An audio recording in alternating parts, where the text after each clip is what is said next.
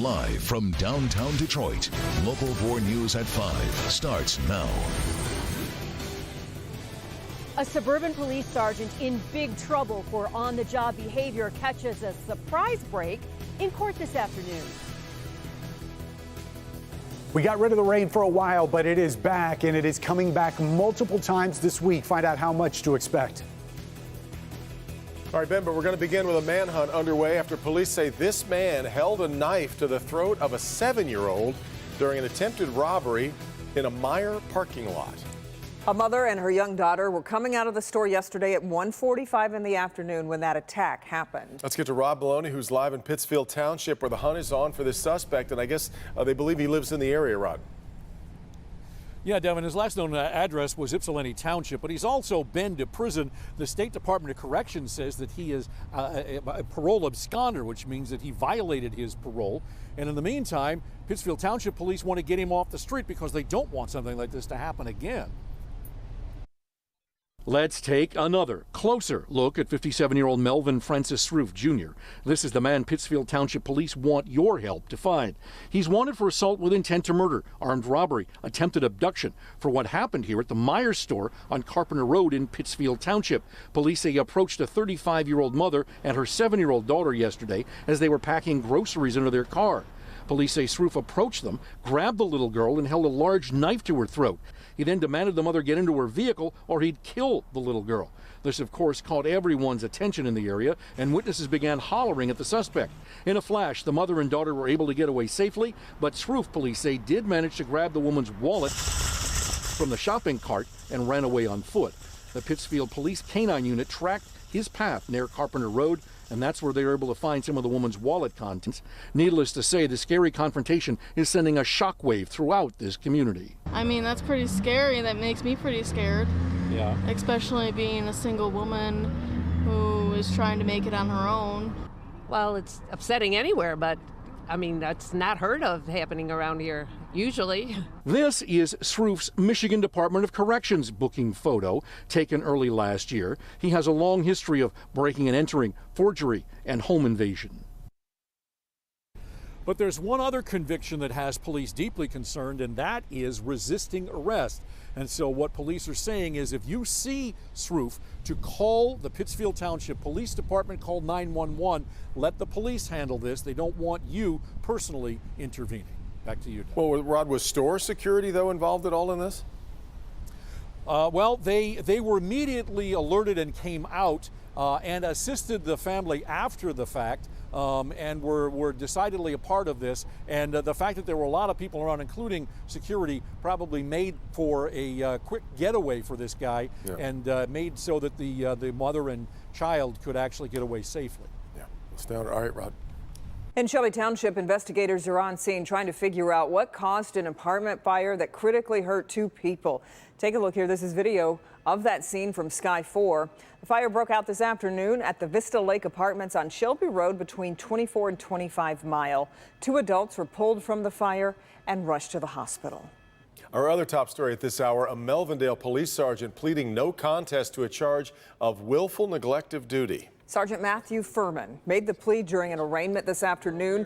It involves an incident that happened back in February during a call about a man who was acting drunk and disorderly. Mara McDonald is live in Melvindale tonight with more. Mara? Kimberly, here's the situation. When we went into court this afternoon, the expectation was this was going to be a simple arraignment for Sergeant Furman. Turns out his attorneys in the Wayne County Prosecutor's Office have reached a plea deal, which takes the charge of assault and battery off the table. Take a look. Sir, will you please raise your right hand to be sworn? Do you solemnly swear and affirm that the testimony you're about to give concerning this case will be the truth, so help you God? Yes, sir. I do. And with that, a plea agreement between Melvindale Sergeant Matthew Furman and the prosecutor's office was reached. In it, Furman agrees to plead no contest to a misdemeanor count of willful neglect of duty. This all stems from a February night when police were called to break up a drunk, volatile situation. He and 2 other officers responded to a location on a disturbance call. Furman got into trouble for ordering an extremely drunk man to walk down a flight of stairs. That man fell, and then compounded the issue by swearing at him and throwing a bowl. Back here live, he originally was facing multiple charges, including that assault and battery. That has all been taken off the table now that this plea agreement has been reached. What else he has to do? Be on probation for a year and attend an anger management class. We're live in Melvindale tonight. I'm Mara McDonald. Back to you. All right, Mara. Well, after a perfect day yesterday, pretty much, and then sun for most of the day, today we got rain moving through. That's right. Just in time for those evening practices, softball games. And let's get over to Ben. Hi, Ben. Hey, Kim and Devin, at least Mother Nature saved it for the weekday and not the weekend. So we got to enjoy Saturday and Sunday, some pretty nice stretches. But yes, that rain is back. A lot of that right now in the Tri-County area, in the metro zone here on the east side. Some moderate showers that are out there. Don't be surprised to hear a rumble of thunder, too, because there is a lot of instability to work with. 73 right now at Metro, 76 at Monroe, but contrast that with the 48 up in Port Huron, and you can tell cold front's coming through. Showers and maybe a rumble out there, but strong winds possible Thursday. And the weekend is mostly good news. Of course, it is Mother's Day weekend, and we'll take a gander at that in just a few minutes, guys. Okay, Ben. In Ypsilanti, a school on lockdown after a reported shooting in the area. This is right next to Perry Early Learning School. Sky 4 video there shows the suspects hiding between two cars in the parking lot when a Washtenaw County sheriff drives up to arrest them. The school remained on lockdown until about 3:30 as police were still in the area investigating that shooting. Now to brand new information after two separate shootings injure 4 people overnight in downtown Detroit. First happened a minute after midnight at Monroe and Beaubien in the heart of Greektown. 3 people were injured there. Second happened about 2 hours later at Woodward and Adams near Comerica Park. Let's bring in Larry Spruill live downtown tonight. Larry, more people coming downtown, of course, in the warmer summer months. This has got to be a big worry for police right now. Yeah, good evening, Devin and Kimberly. That was the case here last night as thousands of people flooded Greektown to celebrate Cinco de Mayo. But I gotta tell you, take a look at here over this counter. All of that was caught on this camera right over here, and now police are combing through that evidence. Greektown, a very popular destination here in downtown Detroit. You have restaurants, businesses, lots of entertainment options, and cameras on every corner. But those cameras did not stop 2 shootings early Monday morning as thousands of people out for Cinco de Mayo. Police say 4 people shot within hours and blocks of each other. This map shows you the close proximity. Around midnight, 3 people shot in Greektown at the intersection of Beaubien and Monroe. Police say all young men, a 23-year-old, a 24-year-old, and 32-year-old. The second shooting nearly 2 hours apart on Woodward Avenue and Adams Avenue near Grand Circus Park. A 20-year-old was shot in that one. The news of the 2 shootings a shock to people like Nadine Sands. I feel very safe. Until you tell me what has happened, I didn't know. So I'm walking around down here real freely because this is where everybody come and congregate. This is how I go pay my bills. I've never been approached in the wrong way. Although her sense of safety is standing strong, extra Detroit police officers could be seen and felt throughout downtown. It's a wonderful place. Detroit is really coming along, and I love it. And I did reach out to DPD, and they say that they are looking and combing through video surveillance from all of these corners right here. They plan on releasing that. As soon as they do, we will show that video to you, the viewer, online and on air. We're live in Greektown tonight. Larry Spruill, Local 4. Well, Larry, we're hearing anything about how the investigation's going so far? Well, Devin, there has been one arrest.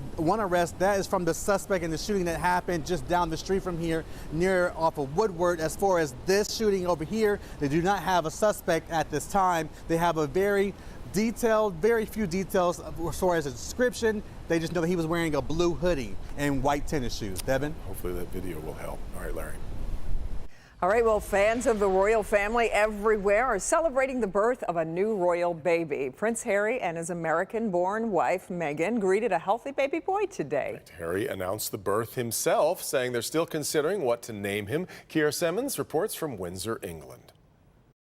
The little boy was born in the early hours of this morning. The Duke and Duchess of Sussex making the announcement on Instagram. It's a boy, the notice said, and more traditionally, on a notice on an easel at Buckingham Palace. He weighs 7 pounds 3 ounces. Prince Harry walking out to describe he and Meghan as absolutely thrilled. I'm very excited to announce that Meghan and myself had a baby boy early this morning, a very healthy boy.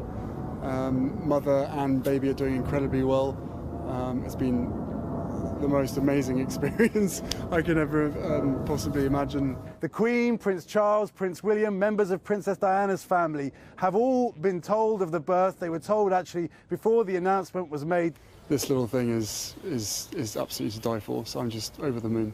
Hip, hip, hooray! There were cheers in the street, town criers announcing the news around Windsor. God bless America and God save the Queen. No, it's great. Great reason to celebrate. Absolutely. So exciting. Amazing. Best wishes to both of them. Yes. We love babies. Now we wait to hear a name.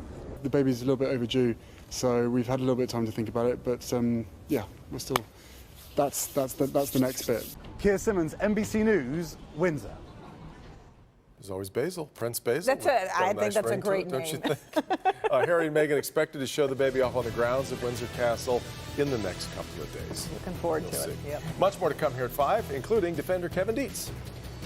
The defenders traveled to Albion, Michigan to get answers as video emerges of a police officer punching a 13-year-old boy whose hands are cuffed behind his back. The story is coming up. Okay, Kevin, and here we go again. Why gasoline prices are back on the rise and why the experts say they're going to keep going up. Nick. Detectives here in the city of Utica are wondering if you might be able to help them figure out who has hit this Target store not once but twice. And what are they taking?